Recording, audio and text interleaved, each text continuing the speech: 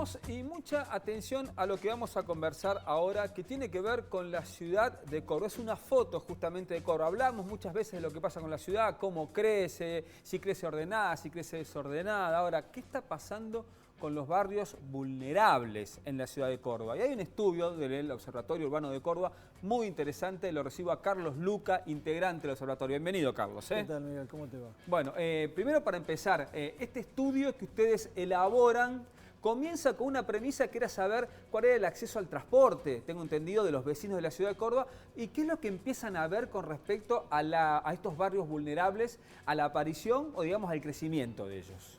Bueno, en realidad todo forma parte de un proyecto de investigación o de una investigación que desarrollamos con un equipo, digamos, interdisciplinario y que se orientó específicamente a analizar la accesibilidad a salud, educación y empleo de los vecinos de la ciudad de Córdoba que viven en los denominados barrios vulnerables, en el periodo de tiempo 2008-2018. Barrio vulnerable, estamos hablando de barrios que no tienen infraestructura, por ejemplo. Para hacer una referencia muy no técnica, diría, y muy fácil de entender, estamos haciendo referencia a las clásicas villas, asentamientos. Clarísimo.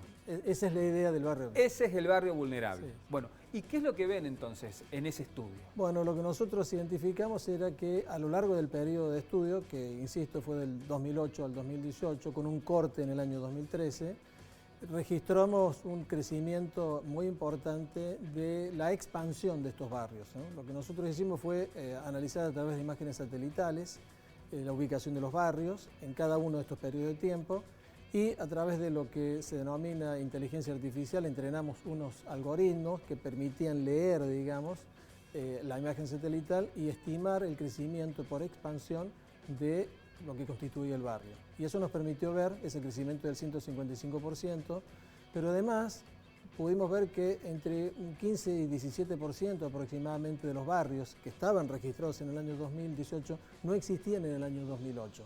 Así que no solamente hubo algunos que crecieron, sino hubo algunos otros barrios que surgieron. Este dato me parece muy bueno. O sea, en la foto que ustedes ven del 2018 aparecen algunos que crecen, evidentemente, y otros que no estaban, digamos. Que no estaban en el 2008. Cuando vos te fijas en el mismo ámbito, el mismo polígono, para el cual sí está registrado el barrio en el 2018, te fijas en el 2008 y no había nada.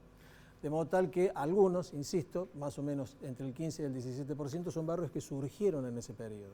¿Estos barrios surgen a partir de lo que es la exclusión, a partir del aumento de la pobreza, a partir de las dificultades, por ejemplo, de la gente para acceder a la vivienda? Sí, tenemos que tener en cuenta lo siguiente. La existencia de estos barrios son una de las múltiples manifestaciones que tiene un fenómeno muy complejo que es el fenómeno de la pobreza, ¿no?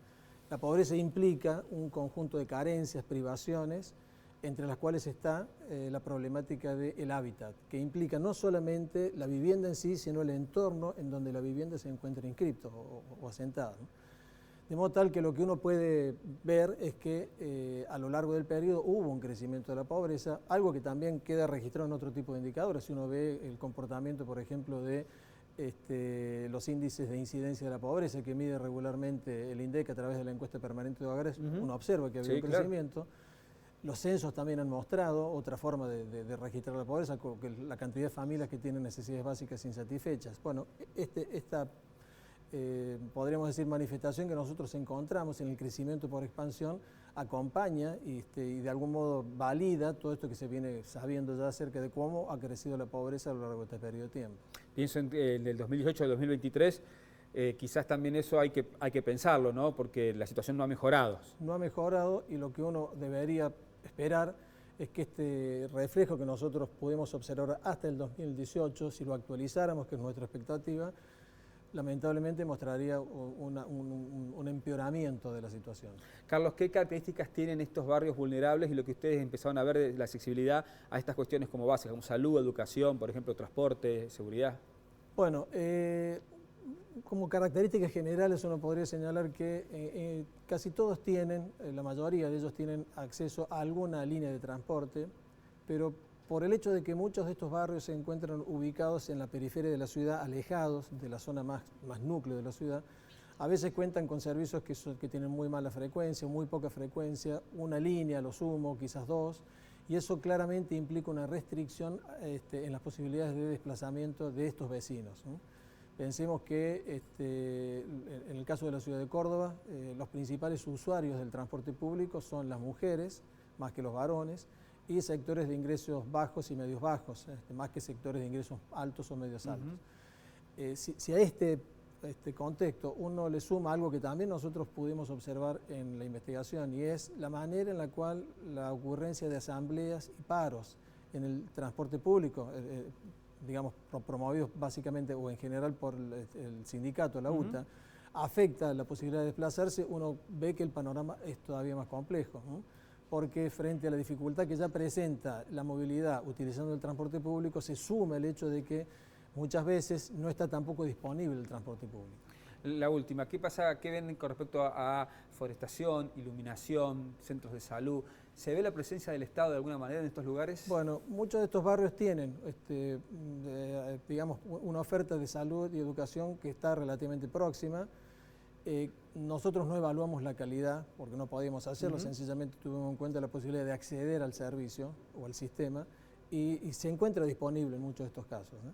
Pero al mismo tiempo el hecho de ser barrios vulnerables pone de manifiesto una enorme carencia en dotación de equipamiento e infraestructura que dificulta mucho la vida cotidiana, ¿no? Porque son barrios en donde no tienen pavimento, en donde no hay posibilidad de contar con una garita que te proteja a vos si estás esperando el colectivo, en donde los días de lluvia es muy difícil desplazarse, en donde muchas veces los colectivos, por cuestiones que tienen que ver con hechos de inseguridad, no quieren acceder. Entonces todo eso constituye un escenario que hace mucho más desventajosa la vida cotidiana para los vecinos de estos barrios.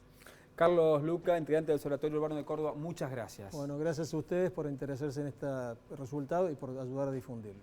Y una última cosita, digo, estamos pronto a renovar autoridades en la ciudad de Córdoba y en la provincia de Córdoba. Este es un tema del que hay que ocuparse, ¿no? Está claro el estudio cómo ha crecido del 2008 al 2018 la cantidad de villas o de barrios vulnerables en Córdoba. Creció más del 155%, un dato que no hay que dejar pasar. Vamos con Rando y seguimos con más Ciudad U.